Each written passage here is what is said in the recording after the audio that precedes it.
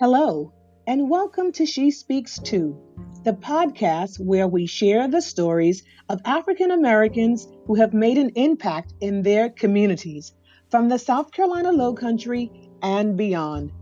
I am your host, Patricia Bligen Jones. Join us on She Speaks Too. Good afternoon, Mrs. Beulah, Jefferies, Washington. How are you? Good afternoon, Reverend Jones. I am doing very well. Thank you for joining us today. Listen, before we get into the interview, I want people to know that you're a retired educator, a retired teacher, and that you taught me in grade school. And I want people to know that under your tutelage, I learned so much. It was under your tutelage that I had a growing affection for acting. I don't know if you remember, but every time we would put on plays like for Black History Month or for Thanksgiving or for Christmas, you always gave me the longest parts. Do you remember that? Yes, I do. Okay, good. So come on, let's get into it. Tell us a little bit about who you are. What was life like for you growing up in Gaffney? Um, and what made you fall in love with education? Thank you. Thank you, Pat, for this interview.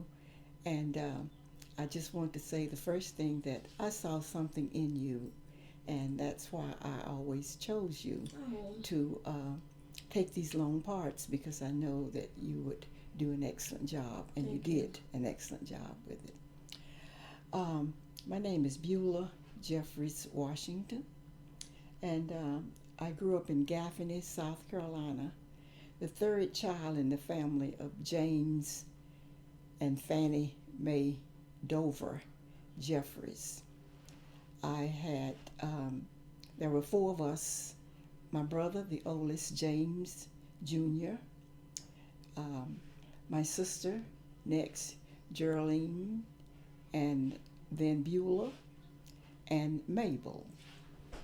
Um, we grew up in a little section called Indian Hill with other family members, my father's siblings and their children. And it was one big village along with cousins and other friends in the community there.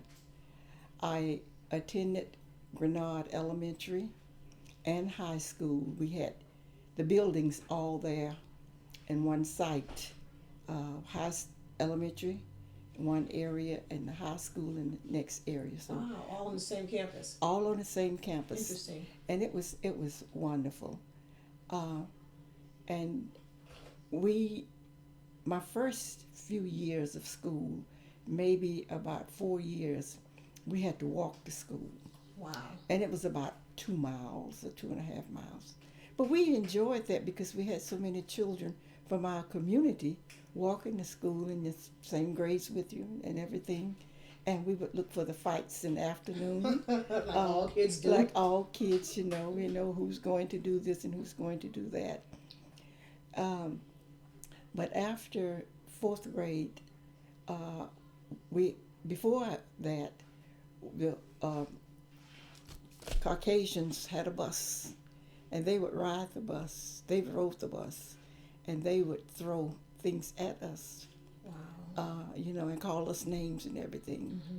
And our parents told us, "Don't worry about it. We're going to school to get an education, and one day we'll be there right with them."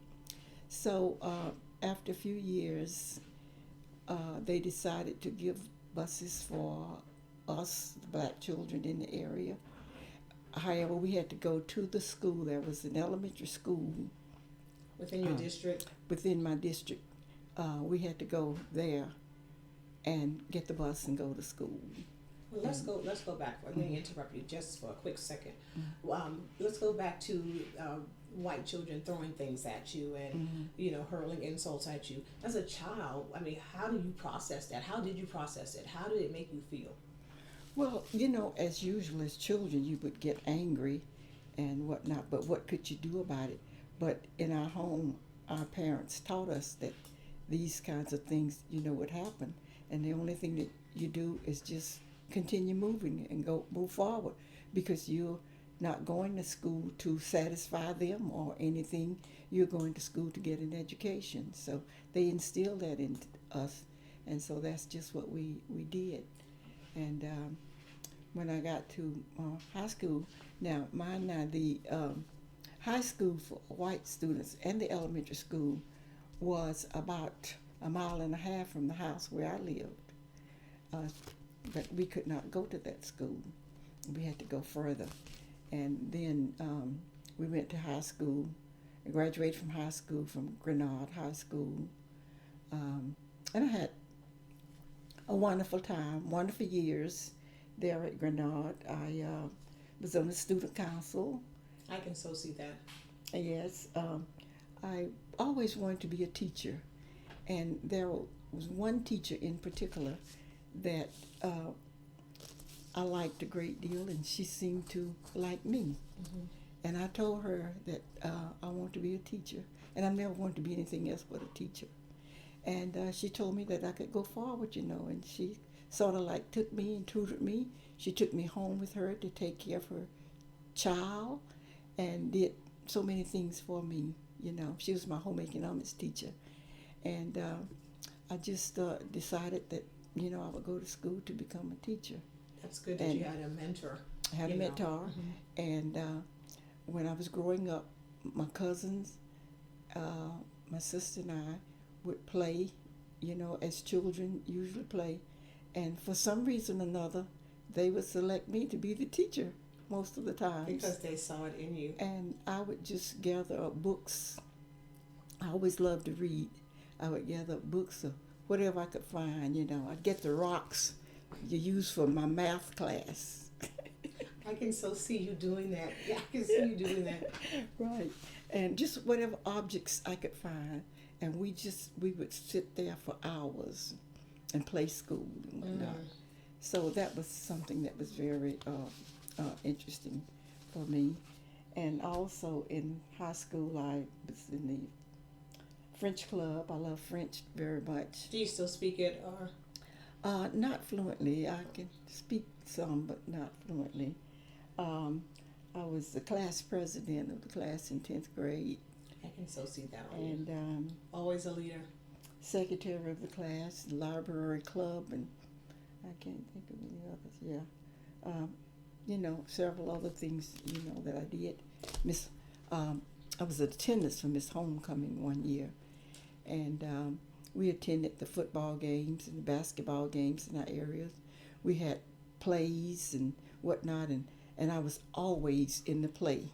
Wow, look at that. I was always selected to be a member of, have a part in the play. And we had these in the springtime. And let me see what else. Our crops in Gaffney, I didn't grow up on a farm. I grew up in I wouldn't say the city, a small town. And we had my family, my mother's family especially, farmed cotton and whatnot. But the main crop in Gaffney is peaches. And people pick peaches like in the latter part of July. And it's known as the Little Peach Time. There is a large monument now that sits there in Gaffney as a peach. And our saying is, whenever people ask us, what is life like in Gaffney? We said, life is a peach. That's cute. I like that. Wow, I never knew that. Yes. I never knew that. Your old high school, is it still in existence, or is it? Yeah, it's not in existence, but they use it for a senior citizen program now. Yes. Back in the 80s, I suppose, they consolidated the schools, and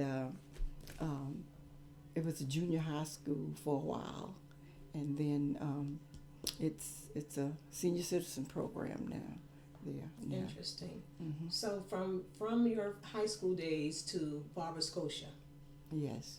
for your college years, talk to us about that. What was it like, going away to college, away from your family, and you don't have to say what year, but within that time period. Yeah. Okay.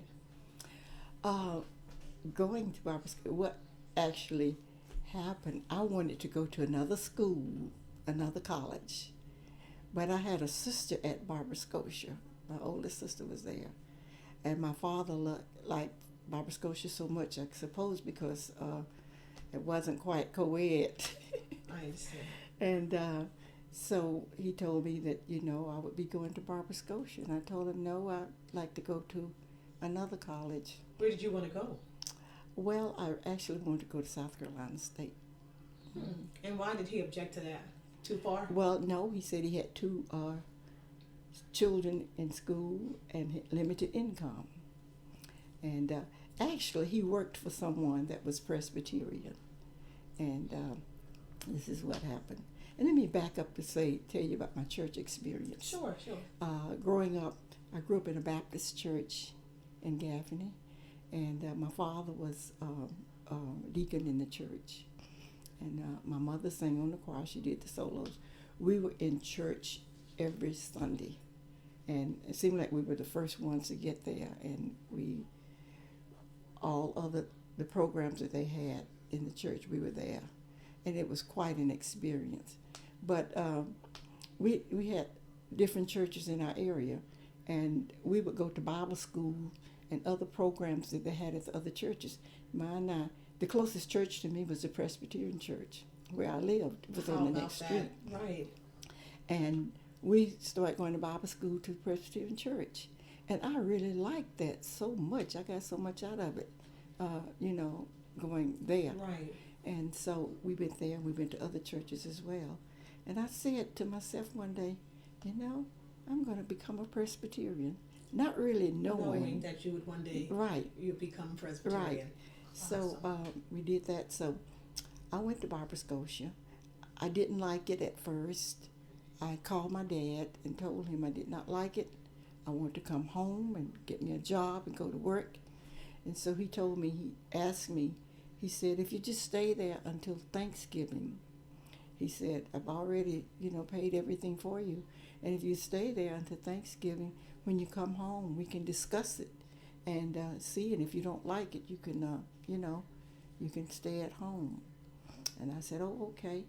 So I started meeting friends and just start doing different things on campus, becoming involved in some of the activities that they had there. And I've always loved Sunday school, church, and the Wednesday night programs that they had.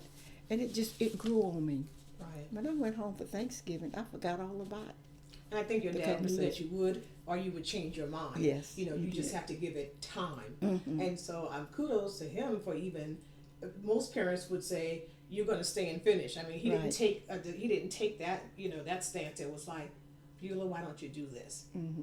Mm-hmm. And you did it, and it worked out. It was a win-win for both of you. It was. Yeah. It was. Yeah.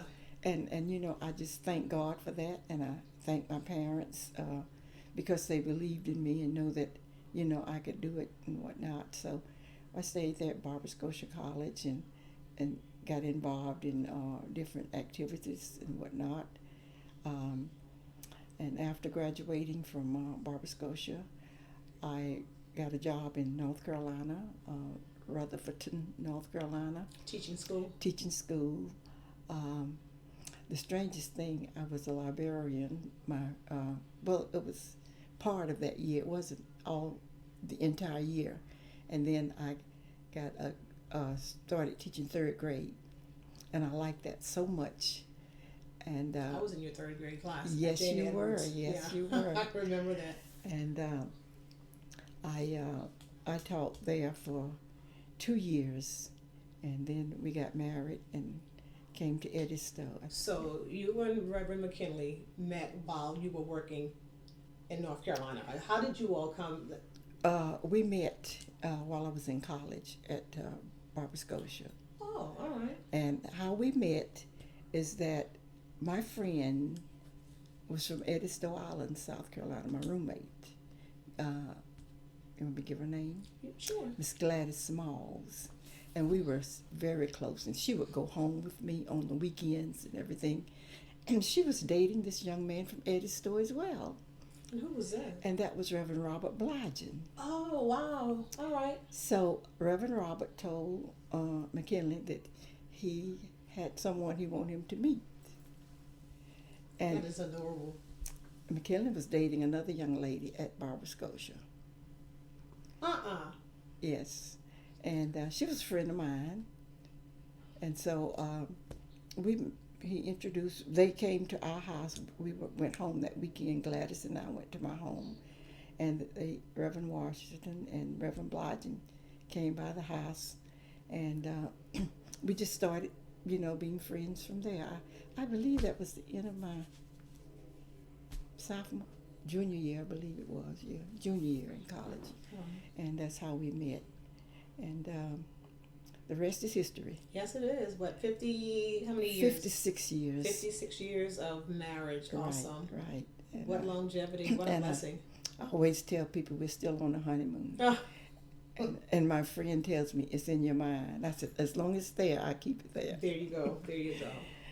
And after college, well, anyway, yeah, there, and then we got married, and I came to Edisto Island, and the first year I was there, I did not get a job. I think I was too late applying for a position, and what happened, one of the teachers got sick at J&E, it was Miss Simmons, and she was going to be out for the rest of the year, and that was about just before Christmas. Right. And she was going to be out the rest of the year. So I can't remember the principal, but the principal asked me to come and, and continue the rest of the year. And I did that. And that's how you got started in Charleston County Schools. Yes. And I had an offer at Minnie Hughes for the next year. And I liked Jane Edwards so much, and it was close, right at home. I could walk to school. Right. So I accepted the position at Jane Edwards, and I taught there for 18 years at Jane Edwards. Gosh, it seems longer than 8. I thought it was longer than 18. It may have been. Well, yeah. Wait a minute. It could have been longer than 18 years. And I had some wonderful days there with the students, because I like the idea of living in a community with your students and being able to see them. And not only that, by being in the church there with so many of the students and having that contact with the parents. Right. It made it something special, for me. Yeah. And well, back then it was really good because, I tell people to this day, my Sunday school teacher was also my grade school teacher. Right. And that, I think having that continuity and having that village to like mold and shape, children, I think that's really, really important. And we don't see a lot of that now. No, you don't. We don't see a lot of that now. I mean, now. you just, it's a whole new ballgame. And so going to Edisto, it was sort of hard at first, I was going to ask, what kind of culture shock was it for you? It was really a culture shock, because the first time I came to went to Edisto rather, I wasn't married. My friend Gladys was home, and I decided to come down one weekend to visit with her, and my husband was a student pastor at the church at that time. Right. So I decided, and let me tell you, coming to Edisto and seeing that moss, it frightened me. Wow. Why is that? Was that your first time ever seeing moss? No, I'd been to Charleston before. Okay. But it was just a culture shock for me. I'm sure it was, coming from Gaffney. Right. Yeah, I'm sure. And the bridge was another thing for me. I was actually afraid of that bridge. A lot of people were. I would dream about that bridge at night, lie awake at night and think about going back and forth over that bridge. But I didn't tell anyone about it, because I just had to work it out for myself. Right. So it was something different, for me. And seeing the large farms on Edisto was something that was great. And the strangest thing, I never worked in a field or anything before. You're blessed, because I can tell you some stories.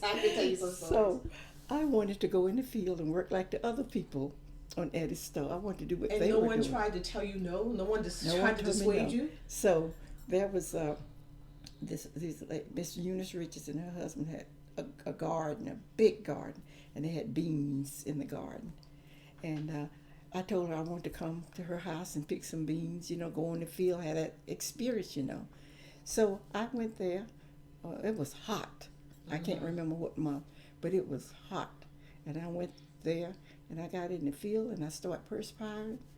And so she was all the way out to the end of the row, and I was still Mrs. right Washington, there. you would never cut out for field work. And You I would never told cut out for her that. I didn't get halfway of the row. I told her I was going home. And what did she say? She probably wasn't surprised. She wasn't surprised. She said you kept standing there looking at your fingernails and your hands and everything. I said because I didn't want to get anything on my hands, and I've always been that way. Right. I always like to keep my hands and nails clean you. Yeah. So I left and I went home, and I didn't ever go back in that field. It only takes once. You only need the lesson once. My husband is a farmer from his heart. He loves to go outside, and he likes it. So we had a garden next door to us, next to the manse on Eddie's stove. And he asked me one day to come out there to help him. I don't know, whether it's planting or something, because he said it was going to rain and he needed my help. And I told him okay. So I was so happy to get to go out there in the garden. I went out there and he gave me a hole and told me to dig a hole for something, tomatoes or something. And so I told him okay. And he was digging fast and going. And so I stood there and I dug this one hole. I was still digging when he came back. And he came back and he looked at me. He said, "Well, holes did you dig?" I said, "That's it." You're still right working on there." that one. He said, "I didn't ask you to dig a grave." That's So- funny. So that was it. I just didn't do it again. I didn't do it again. But I know how to go in the garden now, and I know how to go in there and gather the products and bring them in the home. I do that now whenever he goes in the garden, but I don't usually help in it. But it's an experience and anything. But back to teaching, it was an experience for me, and I loved it. I look forward to going to school, every day with That's my how I feel students. about ministry. I look forward to going to the church Right. every day. And one thing that I always told my students, and I don't know whether you remember, I said, don't let anybody tell you can't do things, because you can do anything you want to do. I remember you saying that. You can be anybody you want to be. You can go any of the places you want to go. It's up to you. So I have so many students that come back and tell me these days, "Miss Washington, you were right." And I was very strict on students with writing. Today, I look at my grandchildren writing, I can hardly read it. Well, it's hard because most schools don't teach cursive anymore. They don't teach cursive. Yeah, they don't teach cursive. And I was all into writing in cursive. And a few years back, I got this letter from this young man that's been in the service, made a career out of the service. And he said, "Mrs. Washington, I am so blessed and I am so grateful to you because you taught me how to spell and you taught me how to write." And he said, "I'm an officer in the service now." And he said, "That's what I do a great deal of the time. And I just wanted to write you and let you know how grateful I am to you, for helping me along the way." That's a blessing to Yes. have, former students come back and say, "Hey, I appreciate everything, that you did." And a lot of times when we're in it, while we're learning, we don't realize the value or the strategy that teachers are using to try to make us successful and give us that confidence to go out and, and do well. It's in hindsight. Because like you said, you were strict and you were no nonsense. Oh my gosh, you were no nonsense. But when you look back on it, you realize it was for our own good. It was not to harm, but it was to help. To help, right. And you didn't appreciate it then because sometimes the students would talk about you or leave a note with no name on it, to say that I don't like you or something, But, you just take that note and you pray over it. That's what you do. Ask God to bless them and whatnot.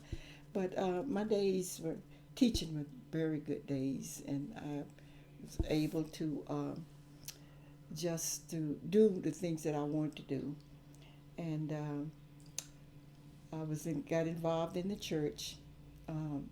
We had started out with 3 churches, and I said, "Lord, how are we going to make this here?"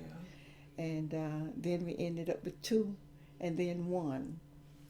And I worked in the churches. I became an elder, ruling elder, was chairperson of the deacon board, and Sunday school, worked with Presbyterian women, moderator, chairperson of church education, and I even tried to be play the organ sometimes. You didn't try. You were a very good musician. You were fantastic. You were very, you could read and play by ear. Yes. And so you were very accomplished then. And I'm sure if you had a piano here, you have one have over there, one, yes. you could still play. You were an awesome musician. Thank you. Thank you. I learned a lot from choir rehearsal because you directed us along with Miss Smith and Miss Eileen Woods. Yes. You were very, very good. So let me ask you a question. Looking at the education system back then compared to now, what are some of the differences that you see, if any? Okay, there is a difference in the education system, and then we use books then, but they're using the computer now, and that makes a difference. Technology now, and I just, children had to learn the multiplication tables. They have calculators and everything that they're using these days. They are not learning that. You had to learn about the 50 states. You had to learn the capitals of the 50 states. Right. You had to learn the preamble of the Constitution and whatnot. But the students are not learning that. You could do the prayers in the school then. You could have your devotion in the mornings with your students. But you don't have any of that. And I'm one of those that believe whenever they took the prayers out of school, they took everything else out with it. And these days, the children now, they are, I wouldn't say they're not getting what the children got back those days, but it's in a different way. And when also you had a dress code, more or less. Yes. You don't have a dress code, these days. Some days, and I hate to say this here, you don't know the students from the teachers sometimes. But it's a big difference, a great big difference, yes. Tell me about being a preacher's wife. You don't have to tell me everything, but just tell us a little bit about that experience of being, an educator in a community who just happens to be married to a preacher in the community. Okay. It's the strangest thing because growing up, I always said, I don't think I want to marry no preacher. I watched my preacher's wife in church and everything, and they had an excellent relationship, but I just, didn't want to marry a preacher. So when I met McKinley, he said that he was already in seminary when I met him. And he told me that he was going to become a minister, and everything. So I don't know about that. But Did it frighten you though? No, it did not. It did not frighten me. I didn't know. I said I don't know what it takes to be a minister wife, but the only thing that I want to do is to do good, to be there for him, to work with him in whatever area he needed me to work with him in. And to my father always told me, whatever you need is right there. Just go to the Lord in prayer. And that's what I've done over the years. It's been a faithful journey. It's been a great journey over the years. It hasn't always been cookies and pies. There have been thorns in my side sometimes. For all of us. But I learned to, to live with it.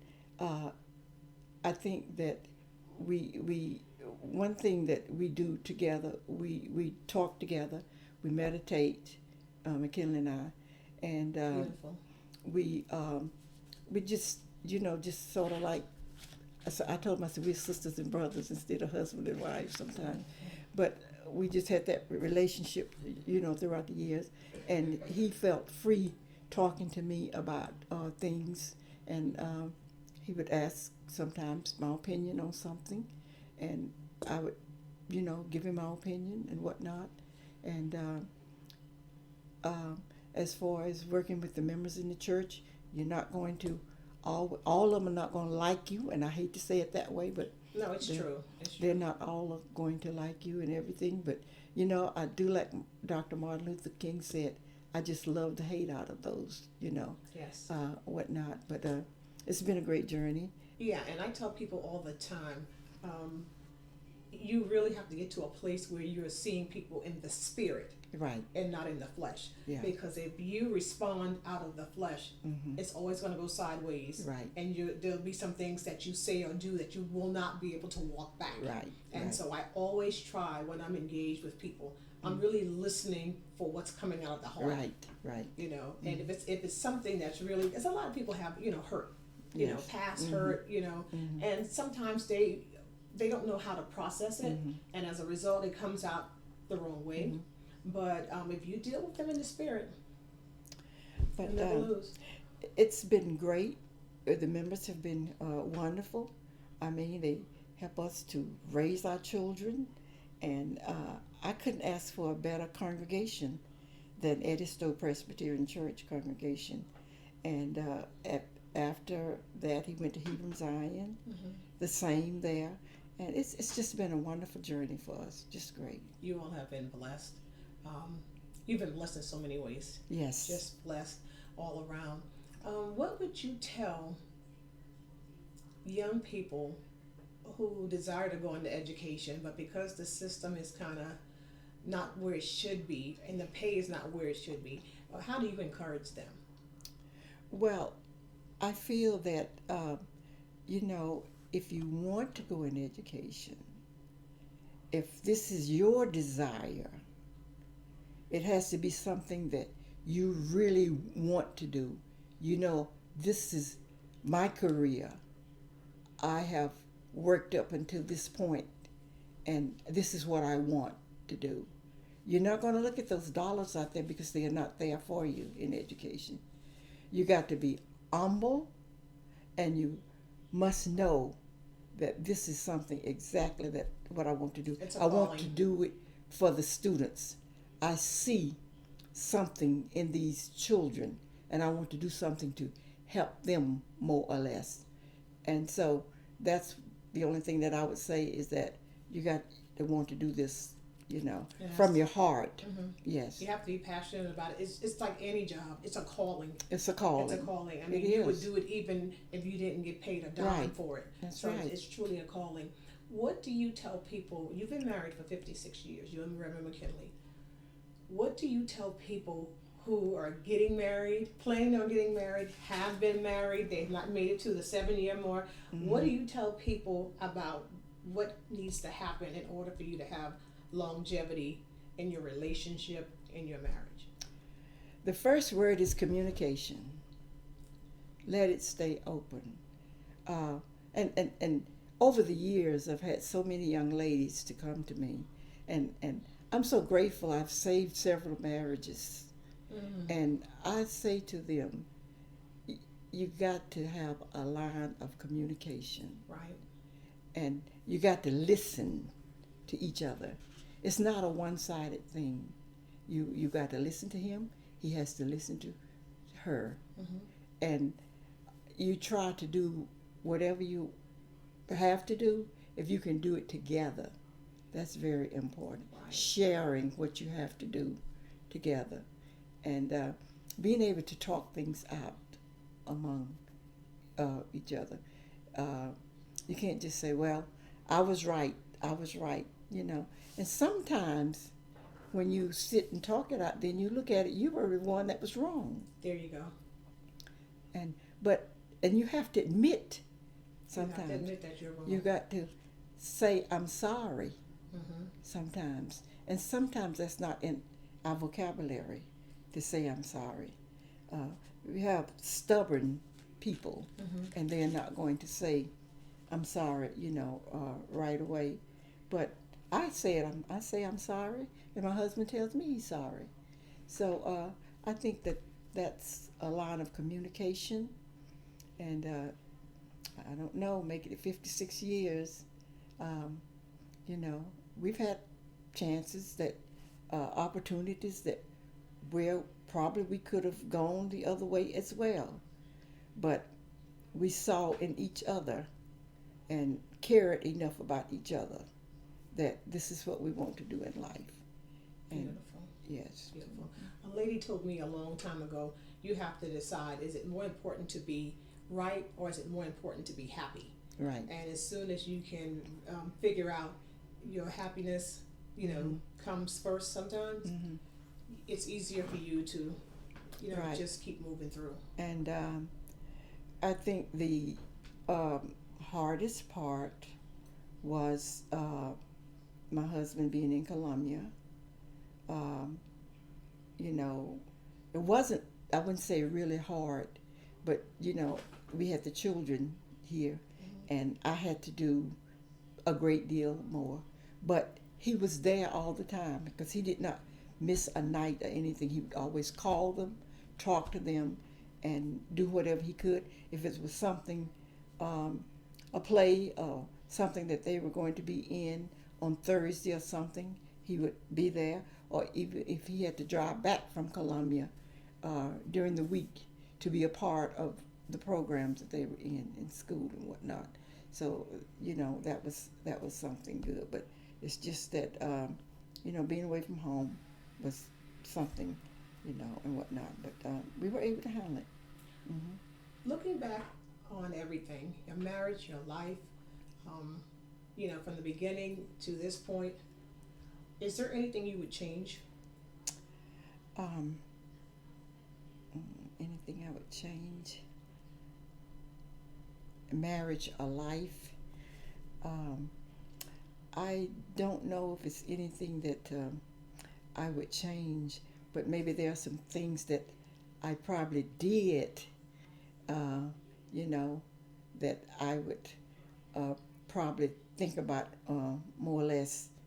Um, I was involved in a lot of things in the community, and sometimes there were times that I really thought that I would have a meeting, but then my children need to go some places for their meetings and things that they were involved in, and I would not have been so involved in all of these other meetings uh, then. Now, don't get me wrong, I was right there with them all the time and everything for them, but I would not have been so involved in a lot of meetings and whatnot. Yeah, and oftentimes when we overextend ourselves, it's our families Yeah, that tend to true. suffer. And when you don't know how to say no, um, you know, and you just continue taking on things and whatnot, and so that's about the only thing that I can think of. Because other than that, I mean, I've enjoyed life, and I'm still enjoying it. That's good. How many? I know you all have traveled extensively. Is there any place that you desire to go, or a place that you've already visited that you learned something new about yourself, about the world? Hawaii stands out for me. Tell us about it. Um, we went to Hawaii um, our 25th anniversary, and we had some friends to go with us. The young man was the mayor of Georgetown, and some other friends went, and it was just the culture there different from here. In what ways? Um, I actually like I like the way they speak. I like their food, and um, where was that? Oh, we went to the Big Island there, and in Hawaii, and I got so much out of the touring there. We went to the pineapple factory, but that was not on the Big Island and everything. And when I was in school, a student, I remember them here and talking about on one side of the island it rains and the other side the sun is shining. We had a chance to visit that, but it was just something about Hawaii that I liked the weather there, and something that just it was just great. So, okay. Um,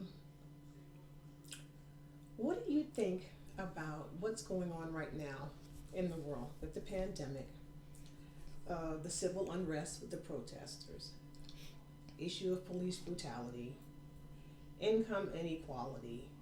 I mean, the list goes on and on. Just tell me when to Yes. stop. What are your thoughts? I mean, what do you say to the young people that are marching, um, just for fair treatment, just Mm-hmm. for, I mean, marching because they want the world to see their humanity. They want to Mm-hmm. be treated fairly. What are your thoughts on that? Well, we are in.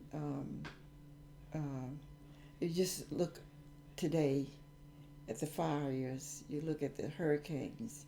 You look at the virus. You look at the police brutality, the killing, and everything. And we have all of these young folks out there, and they want to see a change. But it's not going to come immediately. It's going to take some time. Right. It's going to take time. Uh, and I think that what they're doing is important. It's important to them, and it's important to us as well. But let's just take our time and do it. And some of us out there are marching, and we just go with the crowd. Right. But before you go out there to march, have something in mind. Know what you're marching for.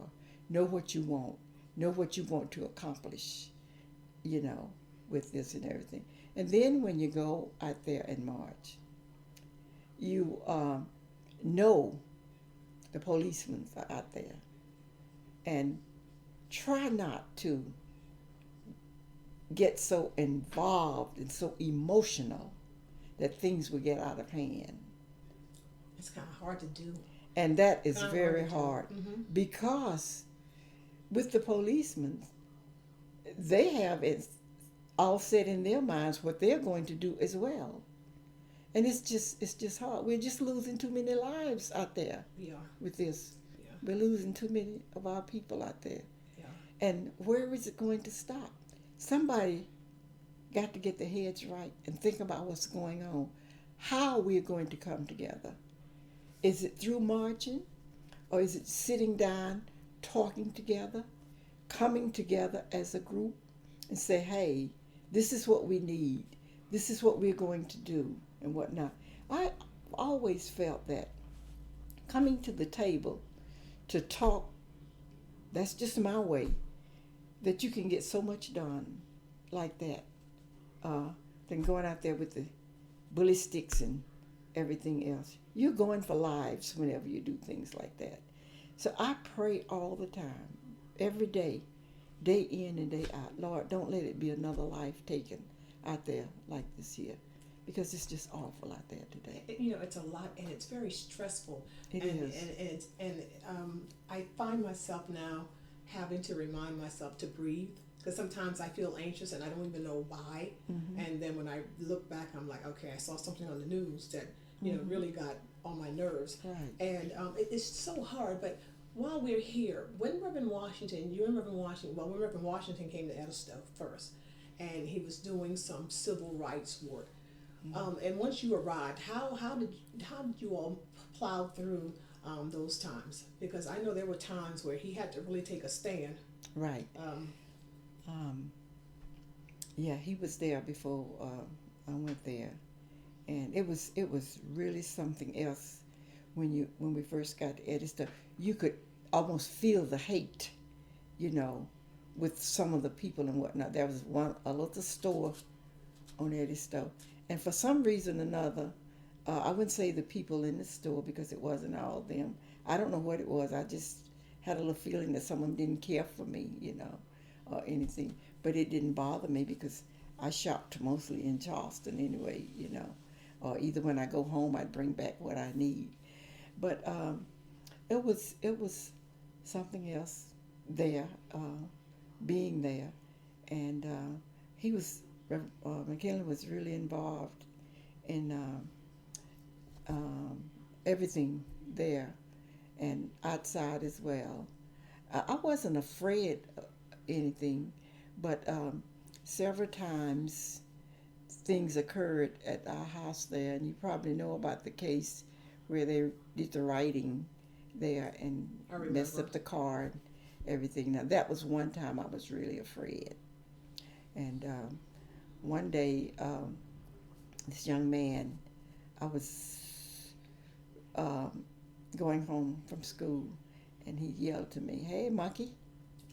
Are you serious? And I knew exactly who he was. A white young guy. So I told his aunt about it, and she told his parents about it and everything. But it was frightening. And one night, I can't remember whether we were living on Eddie's Store or living here, maybe here. We were in Walterboro at a function one Saturday night, and it must be here because he was a senator. And we were at, I don't know whether it's auditorium or someplace, but uh, they sent a message in there. McKinley was the speaker, and they sent a message in there and said that when he come out of there, what would happen to him, and had Katrina and Michael with us. And so um, I didn't know what was going on at that point. Right. But when we got in the car, I saw all these policeman cars, and they told us to get in the policeman car. Someone else would drive our car home, and we came home in the policeman car, and that was sort of frightening, with the children and everything. Did you all ever find out who it was, or? No, we didn't find out. Maybe they did, but they didn't tell us. And then one night, our neighbor came here. The car was, I think it was burning or something. I don't know whether he told you about the incident. No, he didn't tell me about that. Yeah, our neighbor. Here at your house in Ravenel. Right. Yeah. And the car burned. He told him that he saw the fire and whatnot. But then they said that it caught on fire by itself and whatnot. So those were some of the things that sort of frightened me. But through it all, God has been with us every step of the way. And I'm sure that there were times that things happened to him and whatnot that he didn't share it with me because To protect you, and yeah. so you won't worry. You wouldn't worry about it. Right. But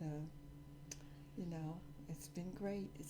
I just kept myself involved in all those things that I was involved with here. I served on the YWCA board as a member of the YWCA board of directors, and I was Ravenel Town Council person. I remember that. And I went to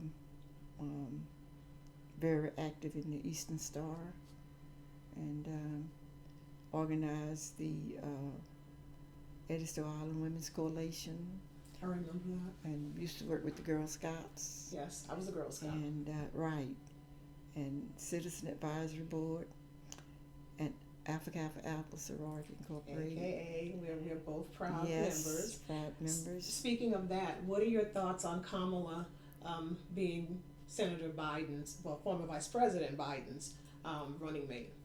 Well, I am happy for Kamala, and I'm happy for women because this is a milestone for us, It is. and I'm looking forward to Kamala becoming the vice president, and I know that she's going to represent us very well. She has the knowledge, and she's willing, and so I think she's going to do a great job. I think that she will be a person that we are going to be proud of if she becomes the vice president. What's your hope for the country? Well, my hope for the country is that we can get together as a people. We're still separated a great deal. Very much so. I look at things that happened back in the time when John Lewis marching, and we stopped marching because we thought we had it made, but we were slipping. and we just slipped back to where we were.